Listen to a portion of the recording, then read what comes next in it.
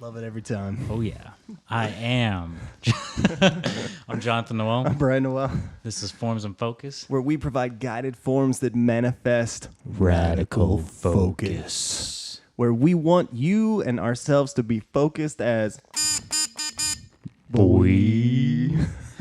Absolutely. Man, I tell you what, bro. You What's know that? what? What's Once you that? meditate on this, I want you to be focused as boy. Think about that the next time you are just in a reflective state of mind. Oh man, what does it mean to be in a reflective state of mind? I don't know. It just sounded nice in my head. No, that's kind of what we're talking about today. That's right. We're talking about meditation. Exactly. Calming the mind. Yeah. So a lot of times when you say meditation, especially in a business context, people are like, meditation. Yeah, I think it's like some hippie nonsense. Yeah. But meditation isn't necessarily sitting with your legs crossed doing for an hour, right? That's not the only thing Right, that meditation definitely. is. Yeah, I mean, when you're looking at the brain, not that I know much about it, I'm just a guy who doesn't know anything. But we all have thoughts going constantly, Oh, right? yeah. Through your head. I mean, people, they lose sleep? Yeah, Not me, I do. but yeah, you do. You've got thoughts going constantly. I've heard like monks talk about it as like the monkey, the chattering Oh, monkey in your yeah. head. It's just Oh, like it just never stops. Man. So these thoughts are going nonstop. So wouldn't it make sense that calming the mind and giving yourself a break mentally, wouldn't that make sense? I mean, I think so. I mean, if you look at it, people are stressed out, bro. They're definitely stressed. Whatever your view of meditation is, like if you're stressed out, you should consider this concept of calming the mind. 100%. Like 94% of American workers report experiencing stress at their work. I mean, can we say everybody? Can we just go ahead and say them Who's all the of them? 6%? I don't know who the 6% are. Where do they come from? Those are the people who are on their last day.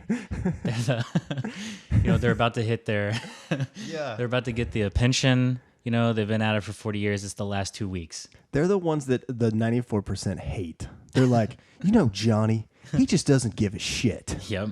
And He's like, not stressed out because he's leaving. he's not done. He's He done. checked out. He checked out a year ago. Yeah. So, excuse me. So, and it looks like 63% of U.S. workers are ready to quit their jobs due to stress. Stress is a killer. 63% are ready to quit right now. So if we talk about accomplishing your dreams Yep. on this podcast, we want to help people focus on those dreams so they Yep. can accomplish it. And a lot of people want to focus on their dreams because they're not getting what they want in life out of their job. Yeah, There's- absolutely. They're stressed out. Yeah. So I mean, jobs are, especially if you become too invested, Yeah. it's stressful. it's stressful. So, So one way to help that, meditate. yep. What does meditation do, How bro? do you do that? No idea. No, I'm just kidding. So we were trying to do some research. We found a study with 14 subjects, University of Pennsylvania. It was an 8-week meditation program. So it actually resulted in significant increase in baseline blood flow in several areas of the brain. Looks like the cerebral, frontal, superior, some other cortexes, whatever. You can look it up. We'll post it in the link. But that's pretty interesting that it created more blood flow. Yeah, actual increase of blood flow due to meditation. So I found this Department of Neurology School of Medicine, UCLA examined the link between age and cerebral gray matter in 100 individuals. The long-term meditators and control subjects aged 24 to 77, so if you're in that age group, they suggest less age-related gray matter in long-term, related gray matter atrophy in long-term meditation practitioners. So less brain atrophy. Yeah. It's almost like calming your mind and being in a more relaxed state is good for you. We needed science to tell us that. I need a scientist to tell me the obvious, please. Yeah. Continuing here, a study at Yale University found mindfulness meditation decreased activity in the default mode network, the brain network responsible for mind wandering and self-reflecting thoughts. Isn't that pretty interesting? Self-referential. Self-referential. So all that, basically that chatter I was talking about that just kind of goes and goes and goes, that the mindfulness meditation kind of helps to... See, and that speaks to me because my brain annoys the hell out of my brain. like constantly, like, I want to do this, I want to try this, I want to accomplish this, I want to execute this. I didn't get this done today. The 7 dreams I had last year, haven't done yet. Like, what about this? This happened. Like, my brain. It's nonstop, basically. Yeah, I mean, just imagine, like, after you have a hard workout, you relax, you take a break. But think about some people; their brains have been going nonstop for 30 years. Tell me that doesn't make you tired. That you're not fatigued after that. 100%. You gotta find a way. So it is different for everyone to reach that state of mind. Yeah. You know, it doesn't have to be the legs crossed on the mountaintop. That is relaxing. Don't get me wrong. You know, It could be anything. humming your mantras. But for some people, it might even be like knitting. Yeah. You know, maybe you sit there and you're so focused on just that line, that knitting line or whatever. Crocheting. You sound like a professional knitter, bro. I've never knitted in my life. Or maybe it's crocheting, but you're so focused that you don't think about. For me, Brian, it's mountain biking. Yeah, 100%. Because you actually have to put 100% focus on not dying. So you actually can't think about all the other things going Yes. on in your life. You're literally just staring at the ground, 10 feet or whatever, 15 feet ahead of you. It is. There's a few things. Mountain biking's one of them. Playing music when we have jams. Definitely music. Definitely pulls me away. Sex, definitely. Not thinking about all the other things. But if you think about, like, for you, what are those things that just pull you away, that allow your brain to Kind of just calm down. Yeah. Or think about the one thing. Like, how often do we get to just think about one thing? Exactly. You're just focusing on one little task.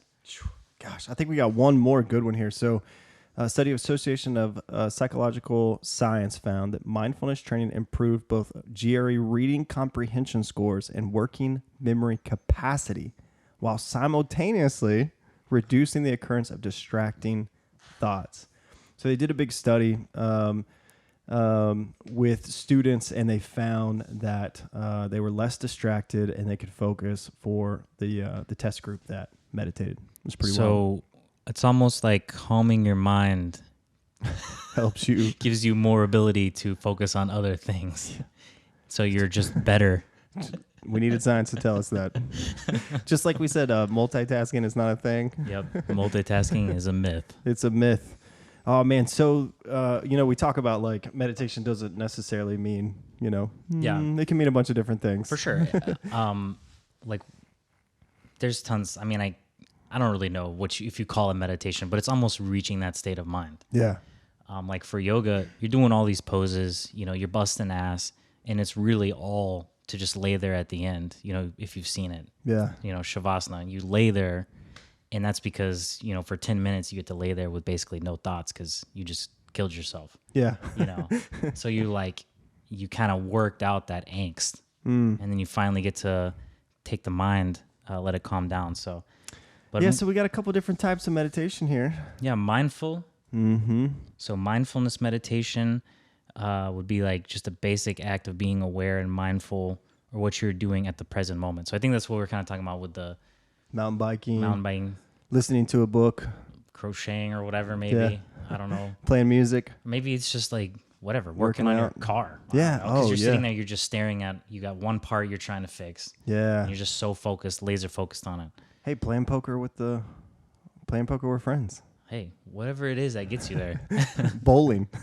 Another one is body scan meditation. So it's pretty interesting. So it's focused on consciously relaxing different parts of the body. So if you have a desk job, you have an uncomfortable environment, by the end of the day, you're pretty tense. That might be an opportunity to kind of stretch, go for a walk, and just sit there and kind of think about feeling Yeah. Feeling your shoulders feel better, relaxed after you do some movements, do some stretching, something like that. Try to focus on whatever hurts, feeling better. So if you've heard of yoga nidra, it's basically where you're not doing moving poses. You're just laying there listening to prompts, but you put your awareness basically on body parts, basically like this.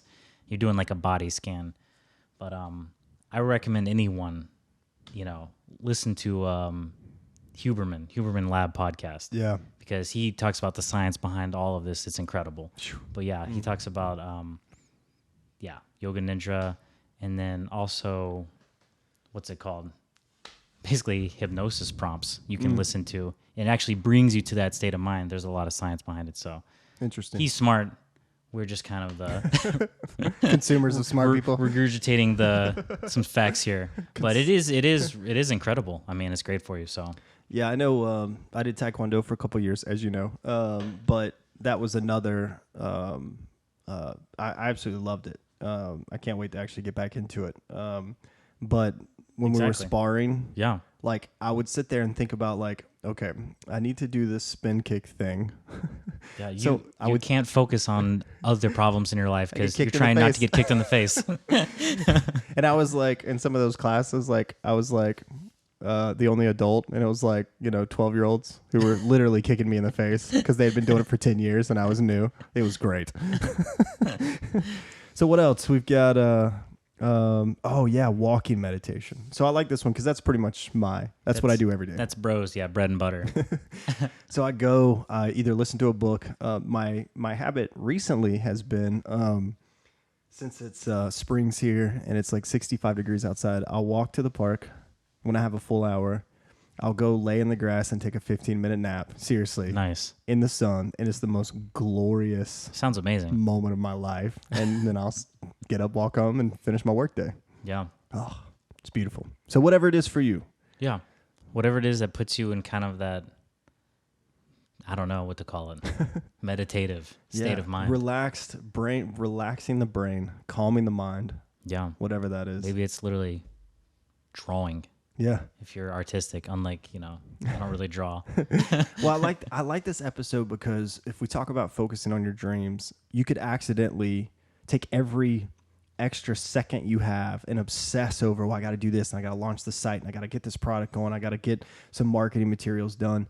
But you may actually be slowing yourself down when really reward yourself, take some time, relax. And then when you go to your focus block, when you go to work on your dreams, you may be much more efficient, much more happy when you're getting those things done. And you may make more progress. It doesn't work. Yeah, exactly. It doesn't work like that. Nothing can run 24/7 all the time. Yeah, it blows up. Everything needs a break. Yeah.